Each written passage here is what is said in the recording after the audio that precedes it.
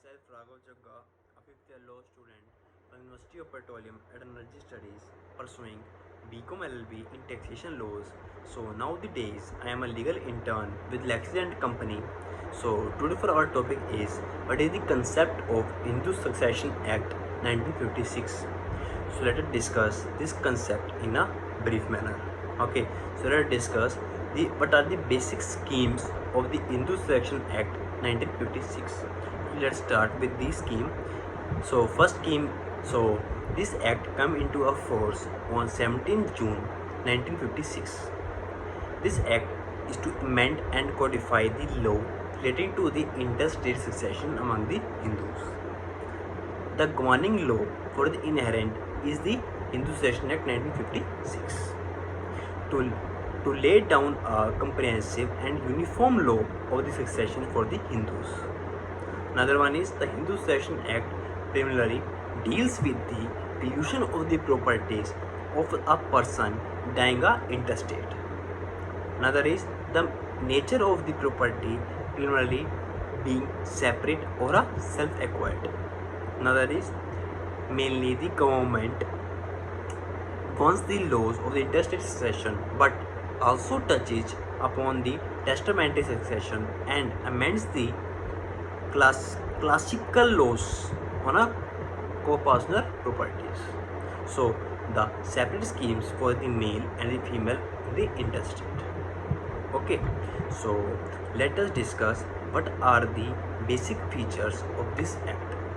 So let's start and discuss one by one.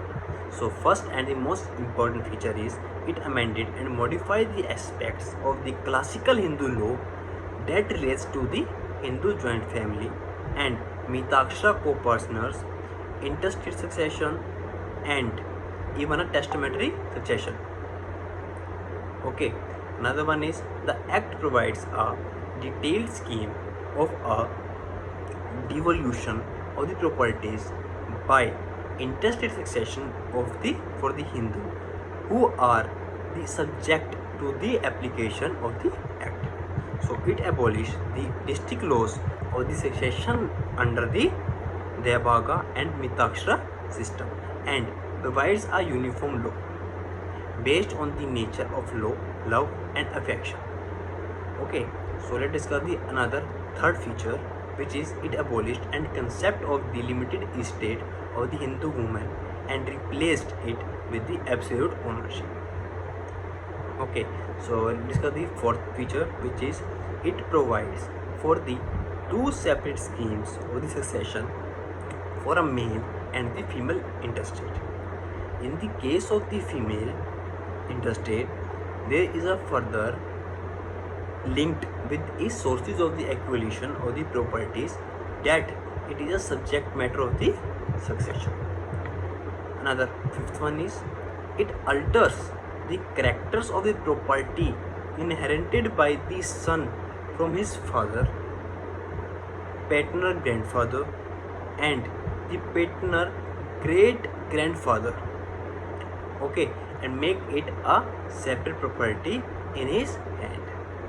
So under the classical law of the property inherent by the son from their father or his two paternal ancestors was a ancestral property. To discuss the sixth feature, which is it introduced the daughter and her children in her absence as a primary heirs in the performance of the male collectors and made her a status irrelevant for the determination of her right to the inherit. Let's discuss the another feature, which is the right are created in the favor of the heirs irrespective of the generations they might have been removed from the intestate. Another last feature for today's lecture is with respect in the testamentary succession, it empowers a Hindu male or female to take a testamentary dissolution the totality of the properties.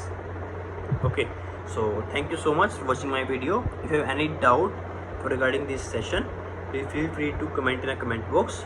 Your answer should be given as soon as possible. So okay, goodbye, good luck.